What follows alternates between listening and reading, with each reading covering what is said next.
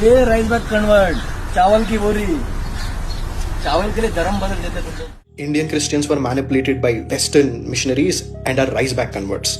This narrative is rooted in deep Brahminical insecurity. You see, most Indian Christians come from Dalit and Adivasi backgrounds. These communities were not treated that well within the context of the Hindu caste system.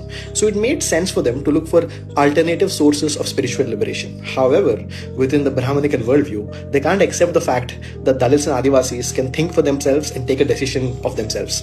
They always feel, yaar, inko to manipulate kar diya gaya, inko to gumrah kar diya gaya. How can they pick something which is good for themselves, right? And secondly, all these Hindus who have such a problem with the Christians doing conversion on Dalits and Adivasis, when have they meaningfully addressed the caste system in their own community? They look at the ones who are converting. It's not the Brahmins, it's not the Thakurs, it's not the Rajputs, it's the Dalits and the Adivasis. You people have alienated these communities to the extent that they're picking a different religion for their own social liberation.